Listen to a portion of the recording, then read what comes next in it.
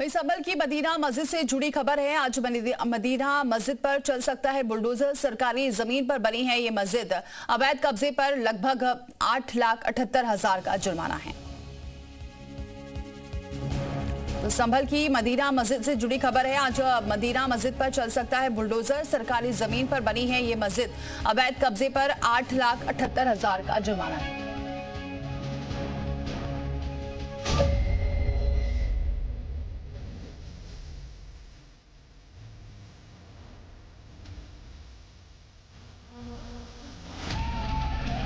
कब्जा कोई भी करेगा उसको छोड़ूंगा तो नहीं।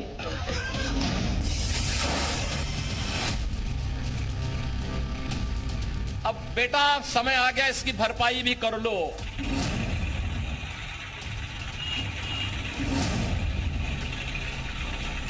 यहाँ पर मदीना मस्जिद है जो पिछले 30 साल से, और आज की रात यहाँ पर आखिरी रात है।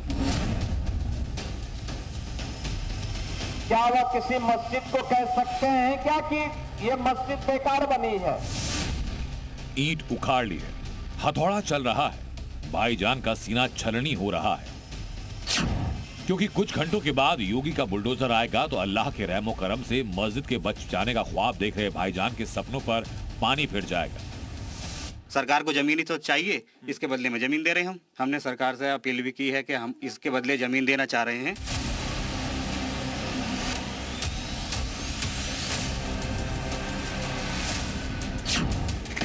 ये संभल की मदीना मस्जिद जो सरकारी जमीन पर कब्जा कर खड़ी की गई।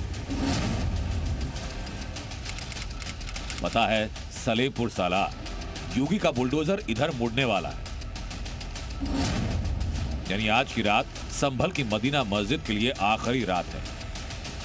आज का जुमा मदीना मस्जिद का आखिरी जुमा है। कल योगी प्रशासन का 1500 किलो का पहलवान इसकी दहलीज पर खड़ा होगा।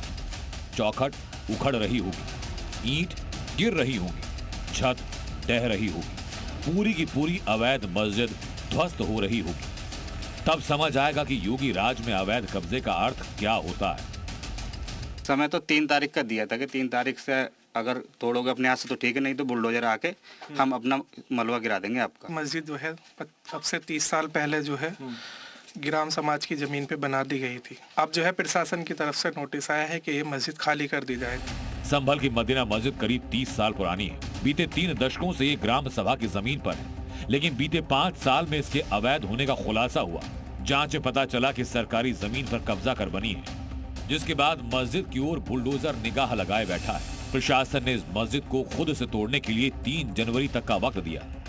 ऐसे में भाईजान योगी के आगे गुहार लगा रहे हैं कि मस्जिद मत तोड़ो।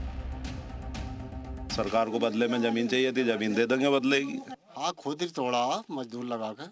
इसके बदले में जमीन देने के लिए तैयार है। लोग कम पढ़े लिखे थे, हो सकता है कि चलो खाली जमीन पड़ी है बना लेते हैं। सरकार से ये गुहार है कि हम इसके बदले में जमीन दे रहे हैं, हो सकता हमारी बस मस्जिद बच जाए। सरकार को जमीन ही तो चाहिए, इसके बदले में जमीन दे रहे हैं हम। बराबर में इसी के बराबर में जो है एक खेत है, उसमें जमीन देने के लिए राजी हैं। अपनी सहमति से खुद इसे ध्वस्त कर लें। मियां भाई ये खुद जानते हैं कि योगी के शासन में अवैध कब्जे पर कार्रवाई कैसे होती है, और इसीलिए इन लोगों ने मस्जिद को खुद तोड़ना शुरू किया। टूट रही है, गांव के तोड़ रहे हैं। गांव के लोग खुद से तोड़ रहे हैं। और क्या? मस्जिद के सामने बिखरी ये ईंटें, मस्जिद से अलग हुई ईंटों पर लगा सफेद पेंट, ये इसी मस्जिद का है जिसकी मियाद चंद घंटों में खत्म होगी। संभल में बीते 6 महीनों में अवैध कब्जा कर बनाई गई 3 मस्जिदें ढाई जा चुकी हैं।